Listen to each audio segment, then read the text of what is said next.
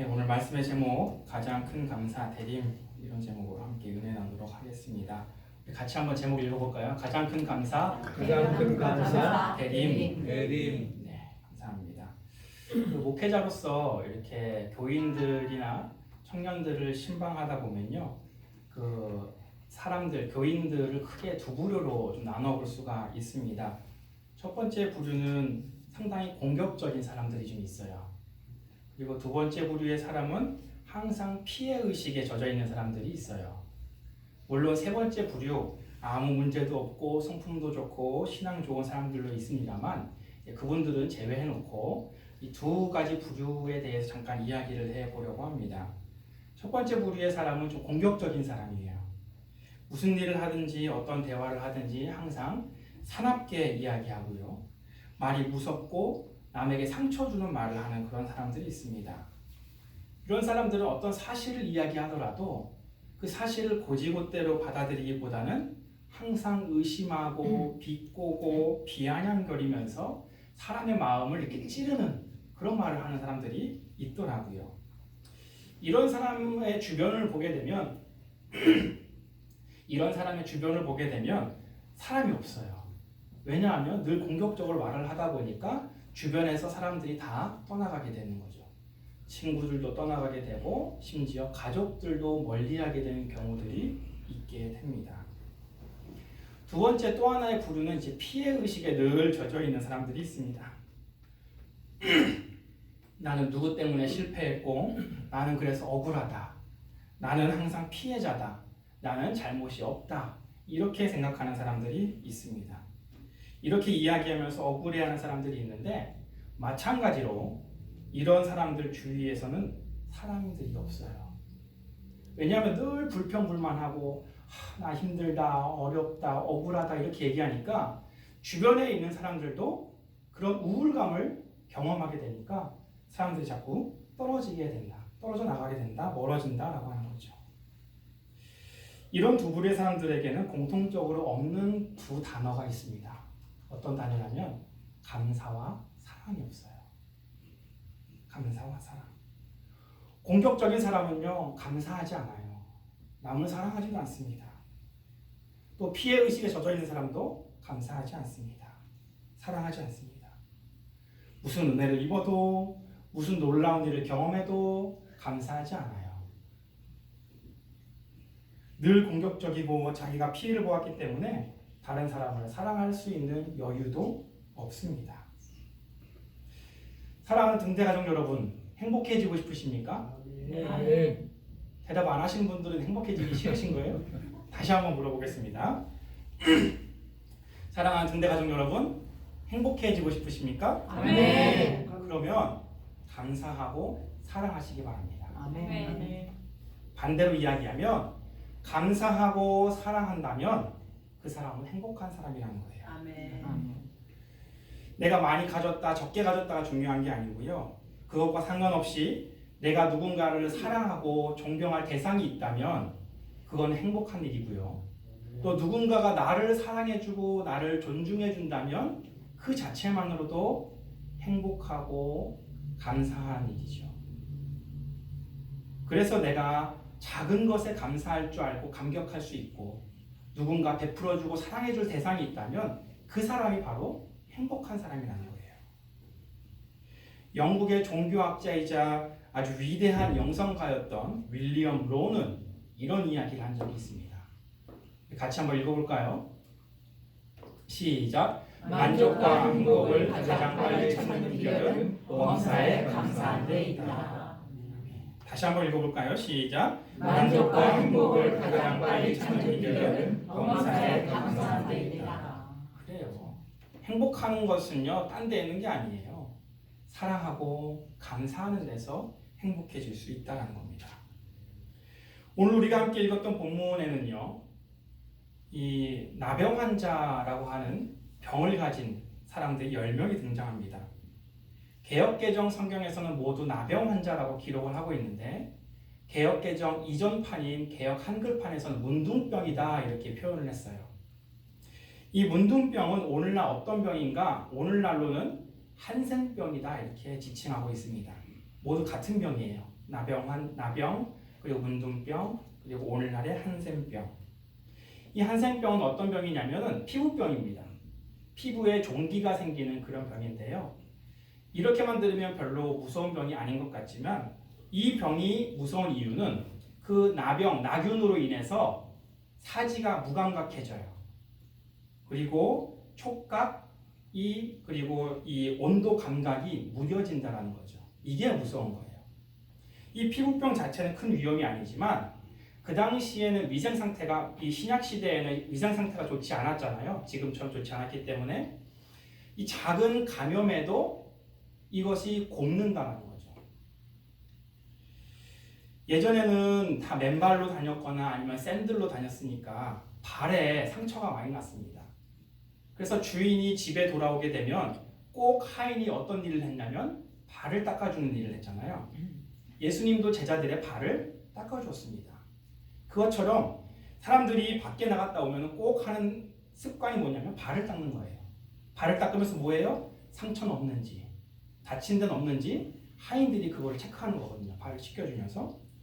그런 것처럼 그것을 볼 때 그 당시에는 이 발에 많은 상처들이 났다는 것을 알 수가 있습니다.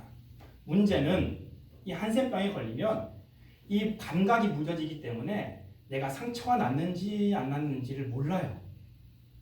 발에 상처가 나도 모르고 내가 뜨거운 곳에 화상을 내도 모르고 동상을 입어도 모르고 그러다 보니까 이 피부 조직들이 떨어져 나가게 되는 거죠. 곪다가 치료할 수가 없으니까 떨어져 나가게 되는 겁니다. 이게 무서운 거예요.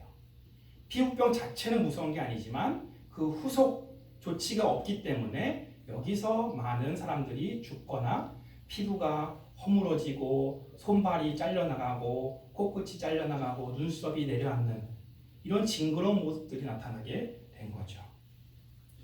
지금은 이 한센병이 10,000분의 1, 10,000명 중에 1명 정도 나타날까 말까 하는 아주 희귀한 병이고요. 만약에 나타난다 하더라도 다 약으로 100% 치료되니까 걱정 안 하셔도 돼요. 그런데 그 당시에는 약도 없죠. 위세 상태도 안 좋죠. 그러니까 위험한 병으로 이 분류가 됐던 것입니다.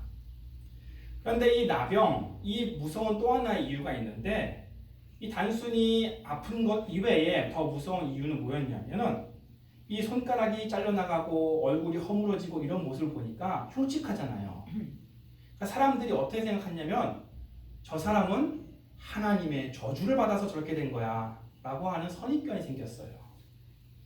이게 사람들을 더 힘들게 했습니다.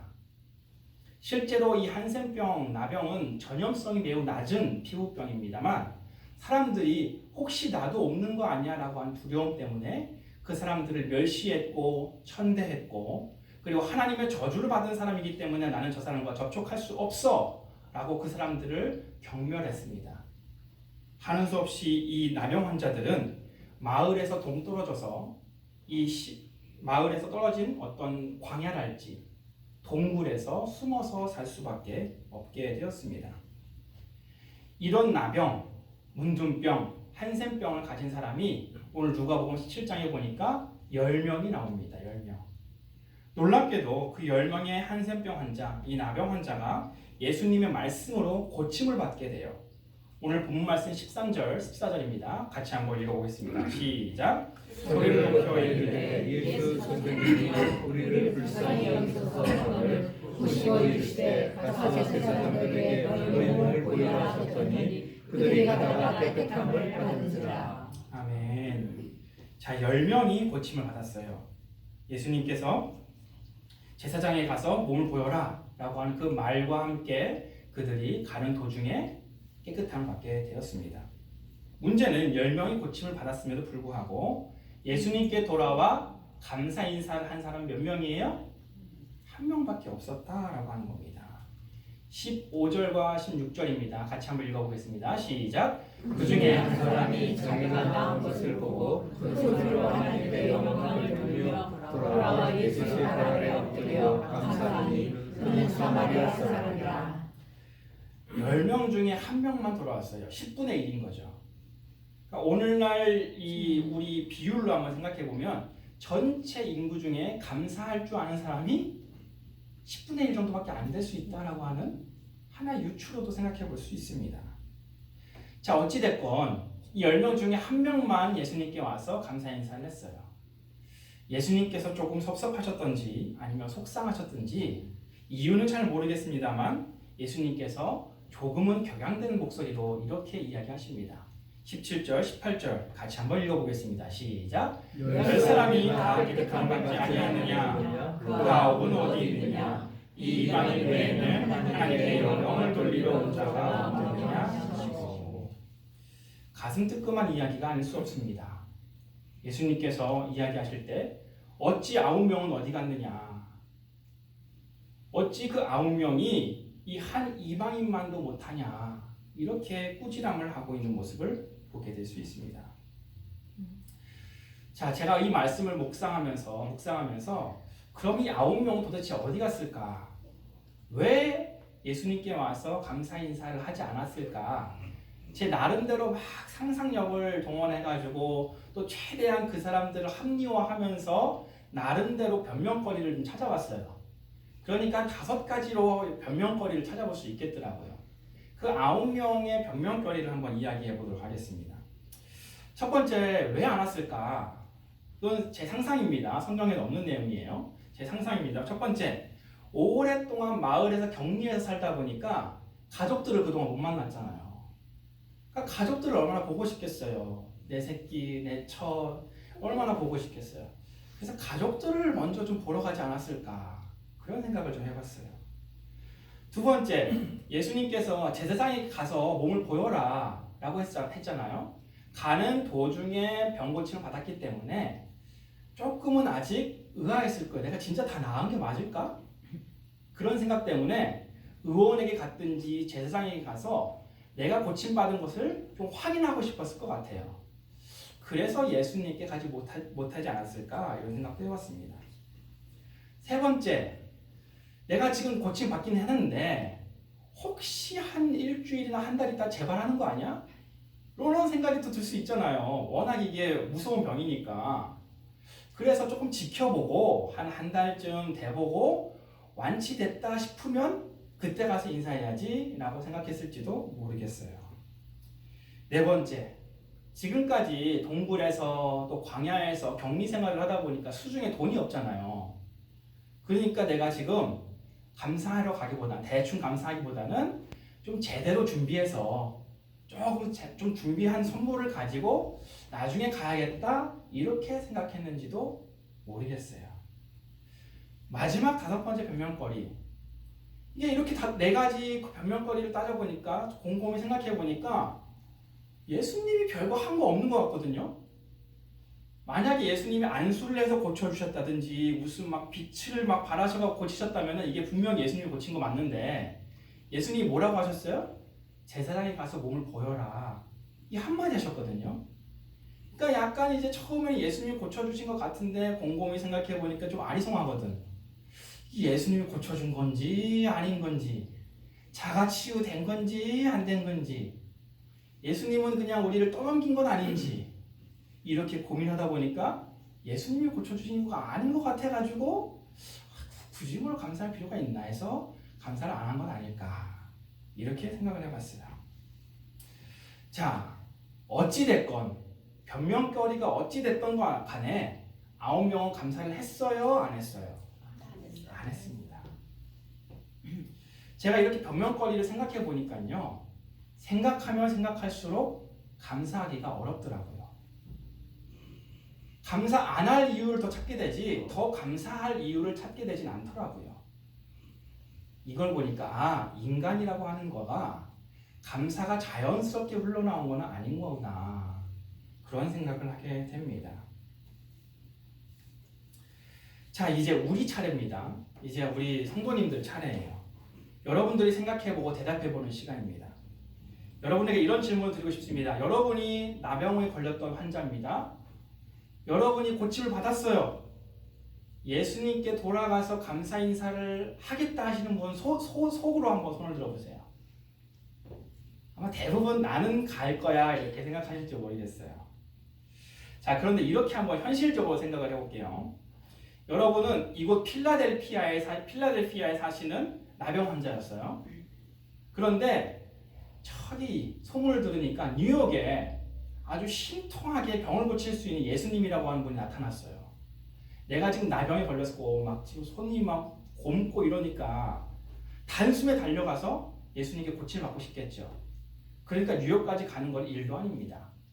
그래갖고 여러 명이 가가지고 여러분이 예수님께 예수님 우리 필라델피아에서부터 왔어요. 고쳐주세요. 하니까 예수님이 뭐라 그러세요? 알겠어. 근데 저쪽 워싱턴 DC에 있는 제사장에 가서 몸을 보여. 이렇게 말씀하신 거예요. 지금 내가 고침받아야 되니까 못할 게 뭐가 있어요. DC가 뭐예요? 저기 LA까지라고 가라고 해도 갈 판인데 그러니까 뉴욕에서부터 다시 정반대인 어디로 가요? DC로 가겠죠. 몇 날 며칠이 걸려갖고 DC까지 거의 다 갔는데 몸을 보니까 몸의 모든 종기도 다 없어져 있고 손가락 마디도 다 다시 새로워졌고 회복이 됐고 얼굴도 다 회복이 된 걸 발견하게 된 거예요. 제사장한테 가서 몸을 보이고 나서 몸이 다 나았다는 것을 확인받은 이후에 다시 필라델피아로 가서 가족들과 함께 시간을 보내겠어요? 아니면은 그곳을 지나서 뉴욕까지 가서 다시 예수님께 감사 인사를 하러 가시겠어요? 이렇게 생각하니까 좀 쉽지 않죠. 이게 뭐 한 20분 거리, 10분 거리면 가죠. 근데 그 당시에 예루살렘, 팔레스타인 지형을 생각했을 때 이 뉴욕과의 거리 그리고 워싱턴 DC와의 거리 정도는 됐을 것 같고 그리고 이것을 걸어가는 그 여정들이 지금보다 더 어려웠을 것 같아요. 자, 여러분 다시 속으로 한번 생각해 보세요. DC까지 갔다가 뉴욕까지 굳이 가가지고 예수님께 감사 인사할 수 있는 사람이 얼마나 될까요? 쉽지 않다라는 거죠. 이렇게 생각해 보니까요. 나도 이 9명의 나병 환자가 될 수 있겠다. 나중에 그냥 마주치다가 만나게 되면 인사하지 뭐. 예수님이 필라에 왔을 때 그때 인사하지 뭐. 그때는 전화가 없습니다만 전화로 그냥 카톡으로 감사 인사하지 뭐. 분명히 저도 그랬을 것 같아요. 부끄러운 고백입니다만 사실 이 9명의 나병 환자와 같은 사람이 바로 저였습니다. 저는 2006년 12월에 대한민국 화성시에 있는 51사단에서 군 생활을 시작했습니다. 여성분들이 제일 싫어하는 게 군대 얘기를 하는데 군대 얘기 잠깐만 좀 해보도록 하겠습니다. 우리가 잘 알고 있다시피 군 생활의 시작은 훈련소에서부터 시작이 됩니다. 저는 이 51사단에 있는 훈련소에서 이제 군 생활을 시작을 했는데요. 군대 가기 전까지 저는 큰 고생 한 번도 안 해본 그냥 부모님의 품 안에서 자란 그런 학생이었습니다. 그런 학생이다 보니까 이 군대라고 하는 것이 저에게는 큰 부담이었고 두려움이었습니다. 정신적으로 크게 훈련을 받은 적이 없기 때문에 이 군대라는 곳에서 저는 정신적으로나 육체적으로 나약해질 수밖에 없었습니다. 훈련소에서 첫 주를 보내고 있는데요. 12월이었잖아요. 지금 생각해보면 그렇게 추운 것 같지도 않았는데 그 당시에 느껴졌던 제 추위는 너무나 추웠어요. 그리고 훈련도 고되다고 생각했어요. 그러다 보니까 마음도 심약하지 몸은 힘들지 몸살 감기가 아주 심하게 걸린 겁니다. 그러니까 훈련은 훈련대로 힘들고 몸과 마음은 힘들고 부모님과 떨어졌다는 생각에 자꾸 나약해지고 그리고 감기로 힘들어하는 그 순간에 제가 위로를 받을 수 있었던 유일한 공간과 시간은 어디였냐면 주일 예배였어요. 훈련소에서 드린 주일 예배. 드디어 기다리고 기다리던 주일 예배 시간이 되었습니다. 줄지어서요. 군인들이 발맞춰서 교회를 향해 처벅처벅 걸어가고 있는데 저 멀리에서 교회 첨탑이 보이더라고요. 그리고 교회 야외에 설치된 그 스피커에서 찬송가 곡조가 불려오는데 이런 노래가 들려왔어요. 기쁘고 기쁘도다 항상 기쁘도다 나 주께 왔사오니 복 주옵소서. 지금까지 늘 군사용어 그리고 딱딱한 어조의 그런 소리를 듣다가 그 찬양 소리를 듣는데 천사의 노래소리처럼 들려오더라고요. 그리고 그간의 나약했던 마음과 억울하고 힘들었던 그 마음들이 싹 녹아내리면서 그 찬양의 곡조가 나의 고백처럼 들려왔어요. 기쁘고 기쁘도다. 기쁘긴 뭐가 기뻐, 지금 힘들어 죽겠는데.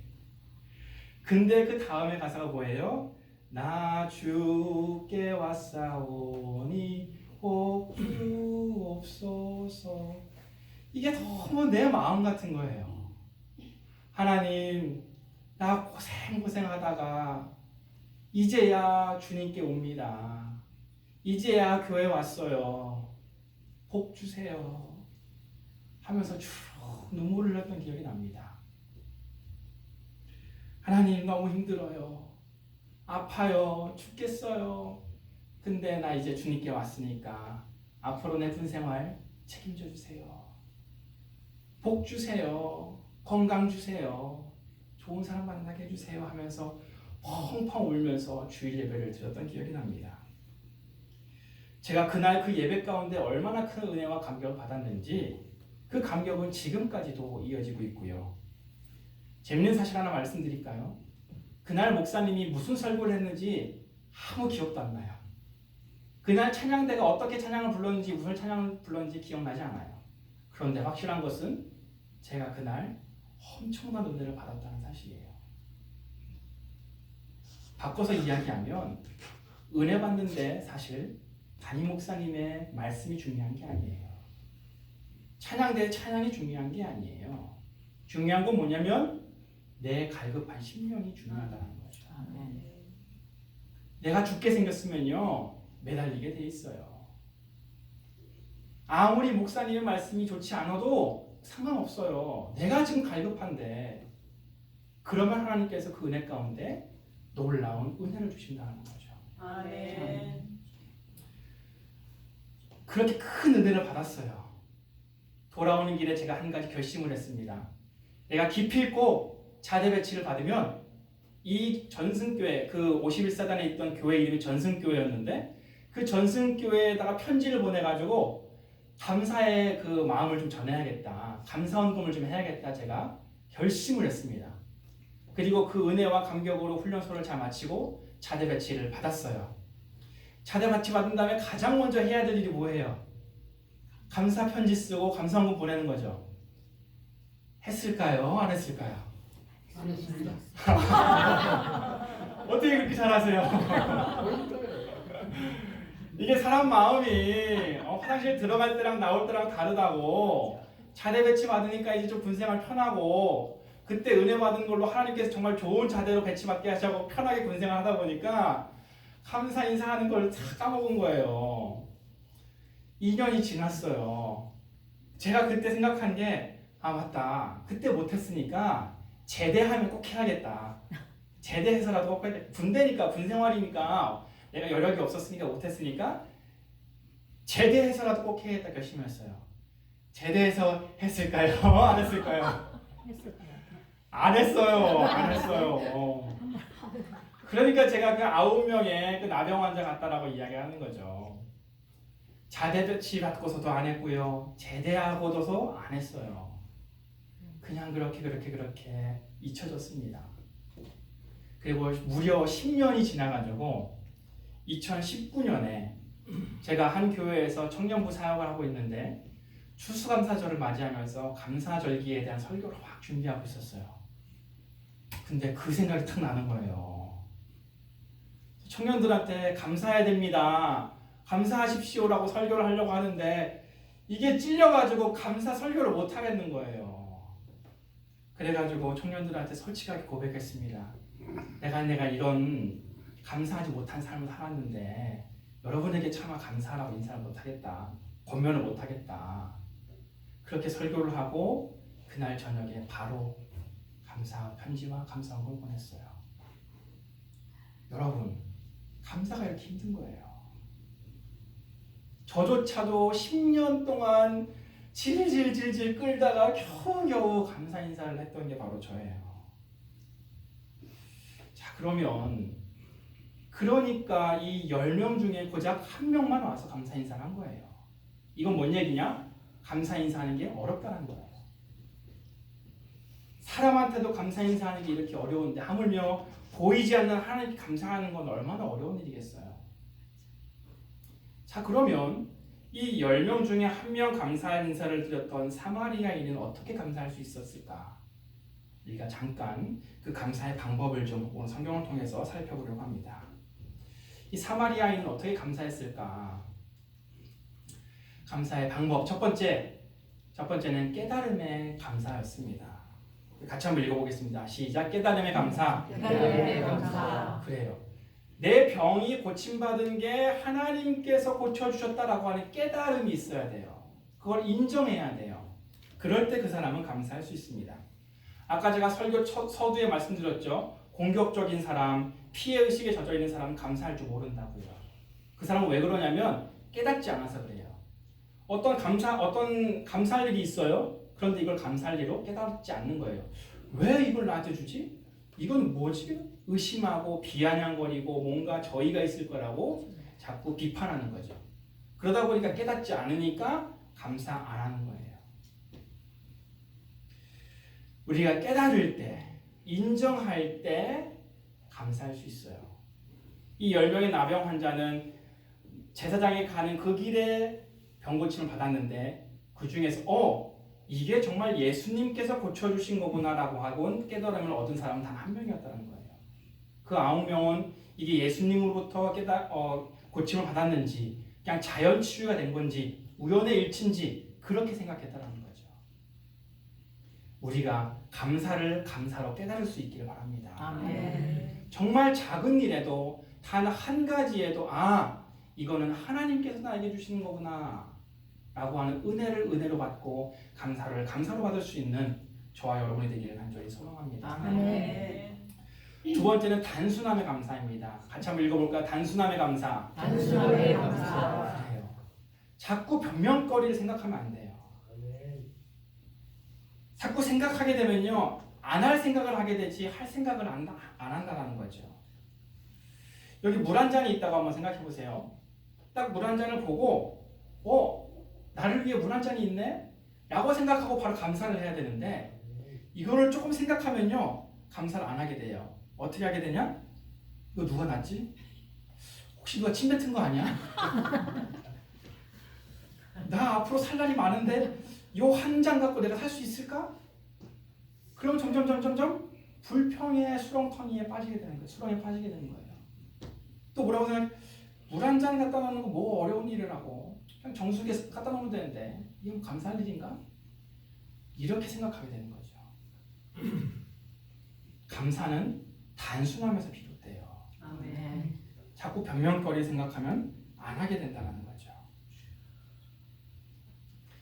우리가 받은 그 사실에 집중하고 단순하게 생각할 때 우리는 감사할 수 있습니다. 아멘. 잃어버린 100가지가 아니라 오늘 얻은 한 가지를 생각할 때 감사할 수 있습니다. 아멘. 같이 한번 읽어보겠습니다. 시작. 잃어버린 100가지가 아니라 오늘 얻은 한 가지를 감사하라. 아멘. 단순하게 생각하십시오.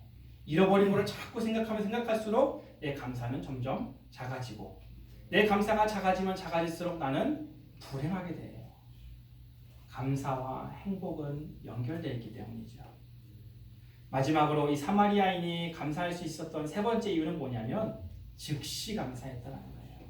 같이 한번 읽어보겠습니다. 즉시 감사. 즉시 감사. 즉시 감사. 즉시 감사. 그래요. 나병 환자, 이 고침받았던 한 사람, 사마리아 사람은요, 고침받은 그 즉시, 깨달은 그 즉시 생각하지 아니하고 예수님께 달려와서 영광을 올려드리며 감사했다는 사실을 알 수 있습니다. 즉시 감사하지 않으면 어떻게 되냐면요, 10년이 지나서 감사하는 저처럼 돼요. 여러분 수학을 좀 좋아하십니까? 저는 수학은 잘 모르는데요. 수학에서 제가 기억나는 한 가지는 있습니다. 뭐냐면 점이 이루어져서 점이 모여서 선이 되고 선이 모여서 면이 된다라고 하는 사실은 제가 알고 있습니다. 우리가 하루아침에 감사하는 인생이 되는 게 아니에요. 오늘 얻은 그 작은 하나에 감사하는 그 점이 모여서 감사와 작은 감사들이 모여서 선이 돼요. 그리고 그 선이 모여서 이제 면이 되는 것처럼 우리가 단순하게 즉시 드리는 그 작은 감사들이 하나하나 모이기 시작할 때 그 감사가 감사의 선을 이루게 되고 감사의 면을 이루게 되고 감사하는 인생이 되는 줄 믿으시기를 소망합니다. 아멘. 말씀을 마무리합니다. 오늘 우리는 12월 첫 번째 주일을 맞이하면서 동시에 대강절 첫 번째 주일로 예배를 드리고 있습니다.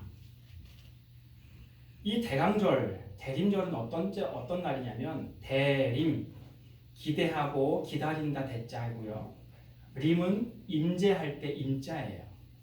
그분의 오심을 기다리는 절기가 바로 대림절입니다.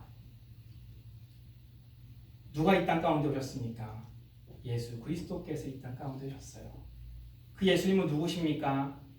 하나님, 이 세상의 주권자이시며 온 세상의 창조주이시며 만왕의 왕이신 그 하나님께서 몸소 부족하고 연약한 그 인간의 몸을 입고 이 땅 가운데 성육신하신 거가 바로 성탄입니다. 이보다 더 감사해야 할 일이 있을까요? 한 나라의 왕이 시골 마을에 행차해도 온 마을 사람들이 나와가지고 무릎을 꿇고 머리를 땅에 대고 그 왕을 맞이하거늘 만물며 만왕의 왕이신 그 하나님께서 이 땅 가운데 행차하셨어요. 그것도 우리의 죄를 해결하기 위해서 오셨어요. 이것보다 더 크게 감사할 일은 없다고 생각합니다. 아멘. 그렇게 생각한다면 이 대림절은 뭐 하는 절기냐면 감사하는 절기예요. 아멘. 기도하는 절기입니다. 주 예수여 오시옵소서, 그리고 이 땅 가운데 2000년 전 오신 것 감사합니다 라고 하면서 기도하면서 기다리는 절기가 바로 이 성탄절입니다. 이 대림절입니다. 그래요. 그런데 오늘날 많은 세상 사람들은 그저 이 성탄절을 기쁘다 구주 오셨네, 기쁜 것으로 그냥 끝나고 말아요. 그런데 거기서 끝나면 안 됩니다. 세상 사람들은요, 이 성탄절을 서로 선물을 주고받는 하나의 그냥 홀리데이로 아니면 유흥의 하나의 도구로만 삼습니다만 우리는 달라야 됩니다. 아멘. 이 성탄절은 단순히 기뻐하는 것에서만 끝나는 것이 아니라 우리를 위해 이 땅 가운데 계신 그 하나님, 우리를 위해 독생자를 아낌없이 주신 그 하나님께 가장 큰 감사를 드려야 하는 절기인 줄 믿습니다. 아멘. 그 기다림, 그분의 오심을 기다림, 그것이 바로 가장 큰 감사인 줄 믿습니다. 아멘. 바라기는 이 대강절, 대림절 기간에 감사를 준비하시고 기도하시고 예수님의 그 성탄, 또 다시 오실 예수님을 기다리는 귀한 절기로 준비할 수 있는 저와 여러분이 되기를 주님의 이름으로 축복합니다. 아멘. 하나님 감사.